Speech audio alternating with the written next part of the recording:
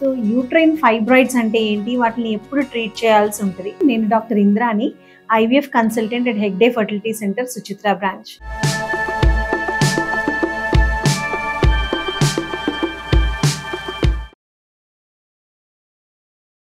So uterine fibroids అంటే కణితిలు లేదా గడ్డలు అని అంటాము. సో ఈ గడ్డలు అనేది నార్మల్గా ఈ మహిళల్లో ఇన్ఫర్టిలిటీతో ప్రాబ్లంతో ఉన్న వాళ్ళలో ఎక్కువగా చూస్తూ ఉంటాం. కొంతమందికి ఫైబ్రాయిడ్స్ ఉన్నా కూడా ఎటువంటి సిమ్టమ్స్ ఉండకపోవచ్చు. సో ఈ ఫైబ్రాయిడ్స్ అనేది మామూలుగా 3 రకాలు ఉంటాయి అన్నమాట. సో ఇప్పుడు గర్భసంచికి మామూలుగా 3 లేయర్స్ ఉంటాయి.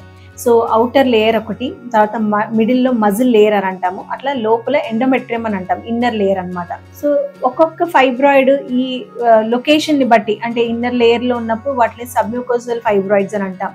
అలాగే మజిల్ లేయర్ నుంచి వచ్చే ఫైబ్రాయిడ్స్ ని ఇంట్రామ్యూరల్ ఫైబ్రాయిడ్స్ అని అంటాం. అట్లా ఔటర్ లేయర్ నుంచి వచ్చినవి సబ్సీరస్ ఫైబ్రాయిడ్స్ అని అంటాం. సో ఈ ఫైబ్రాయిడ్స్ ఒక్కొక్కసారి ఇబ్బంది కలిగించవచ్చు అనమాట. యూజువల్ గా ఔటర్ లేయర్ లో ఉన్న ఫైబ్రాయిడ్స్ అనేది పెద్దగా ఇంప్లాంటేషన్ కి కానీ అట్లా ఏమైనా అడ్డు కాకపోవచ్చు.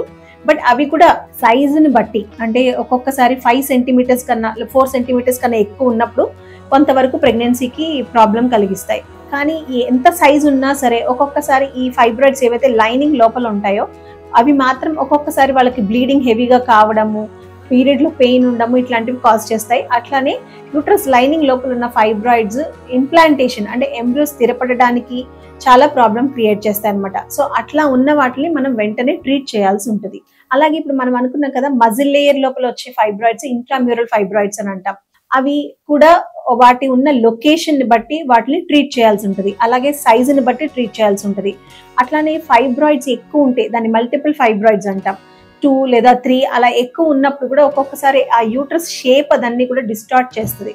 సో అట్లా ఉన్నప్పుడు కూడా ఒక్కొక్కసారి అది ఎంబ్రియో ఇంప్లాంటేషన్ కి ఇబ్బంది కావచ్చు. సో పేషెంట్ కి ఉన్న కంప్లైంట్స్ ని బట్టి, వాళ్ళకి ఇన్ఫర్టిలిటీ ప్రాబ్లమ్స్ ఏమన్నా ఉన్నా అట్లా ఉన్నప్పుడు తప్పకుండా ఆ ఫైబ్రాయిడ్స్ అనేవి మనం రిమూవ్ చేయాల్సి ఉంటుంది. దాన్ని సర్జికల్ ప్రొసీజర్లో చెప్తాము. సో ఇది మనము ఇప్పుడు ఈ మధ్య కాలంలో మనం లాప్రోస్కోపీ అనేది చాలా ఎక్కువగా చేస్తున్నాం. సో ఈ ఫైబ్రాయిడ్స్ అనేది సైజ్ పెద్దగా ఉన్నా, ఎక్కువ ఫైబ్రాయిడ్స్ ఉన్నా కూడా మనం ఈ లాప్రోస్కోపీ ద్వారా, అంటే it is like day care procedure అని అంటాము. సో ఆ సింపుల్ లాప్రోస్కోపీ ద్వారా మనం ఈ ఫైబ్రాయిడ్స్ అనేది కూడా రిమూవ్ చేయొచ్చు అనమాట. Thank you.